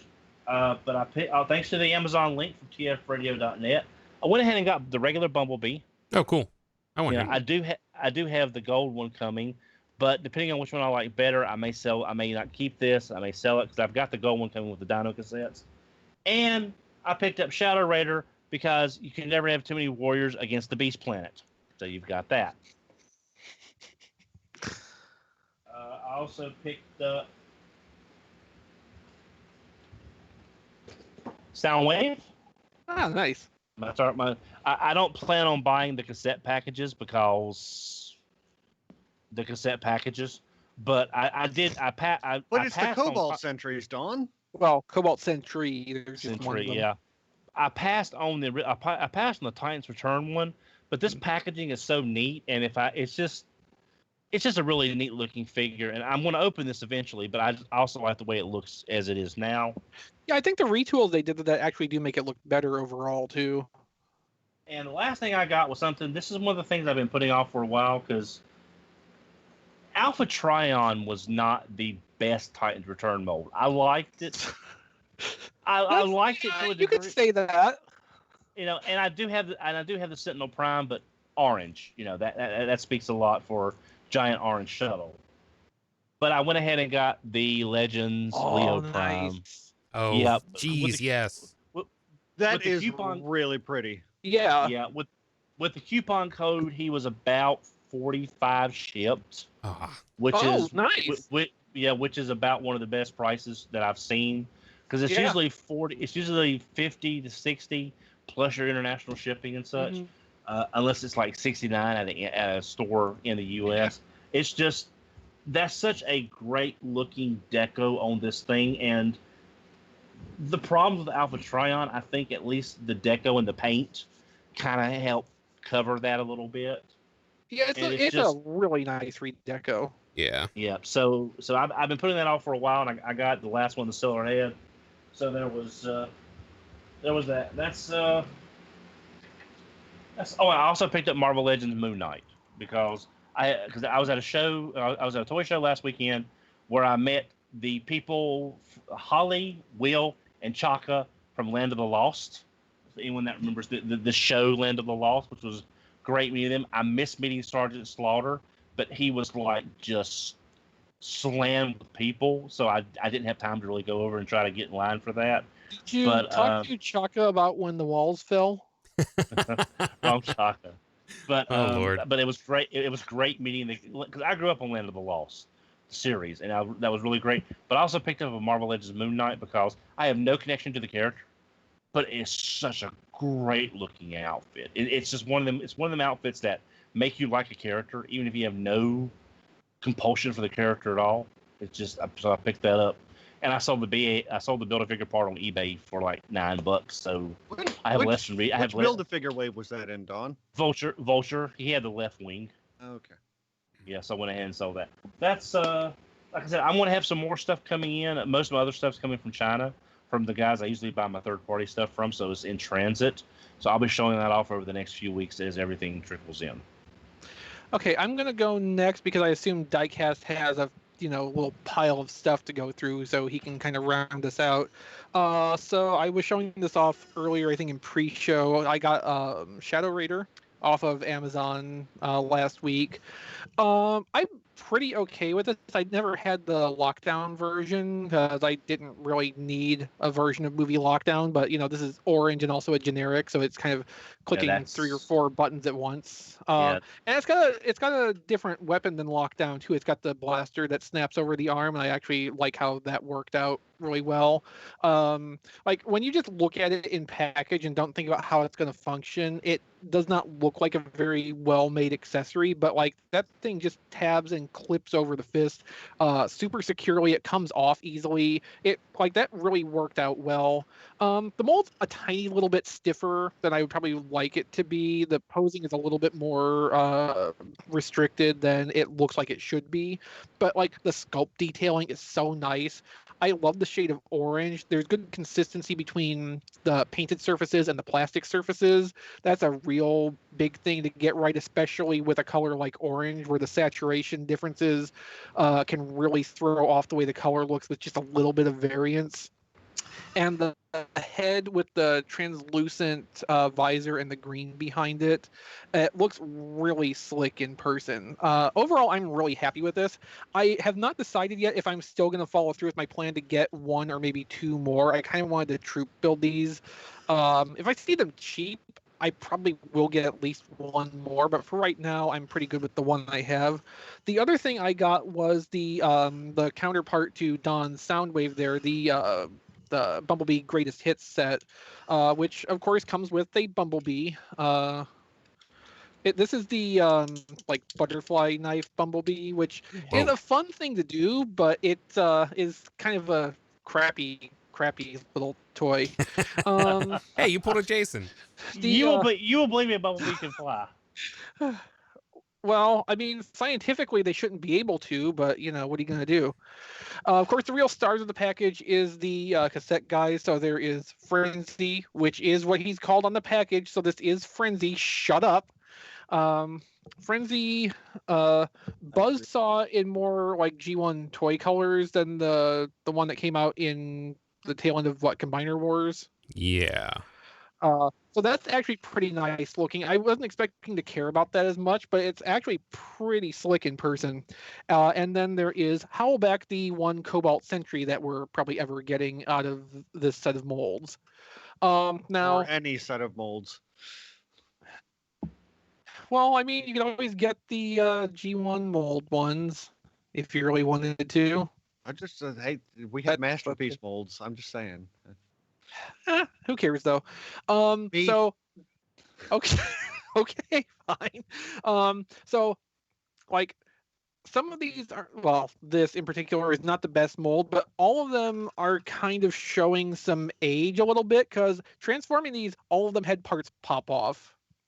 Like, at designated failure points, of course, nothing actually broke. It all popped back together. But, like, I could not transform a single one of them without some limb or head or something coming off with no particular amount of force applied to it. So that's a that's little weird disconcerting.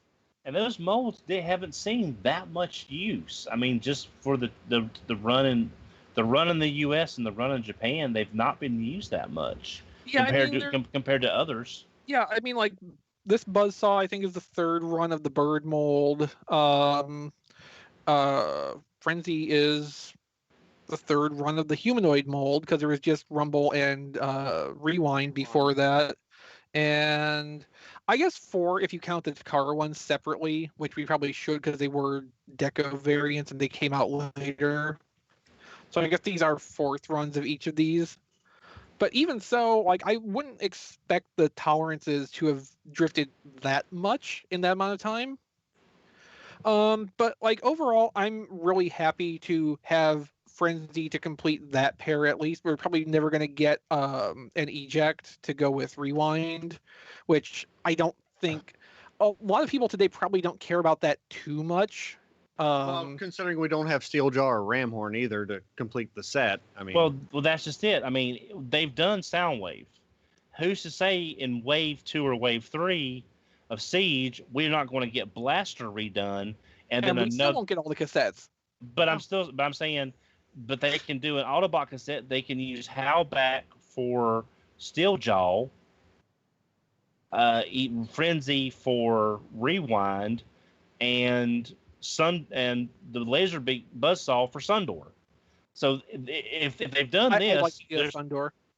if they've done this, there's no reason they can't repackage the Blaster from Titan from Combiner Wars and give another 3-pack with maybe a Stinger.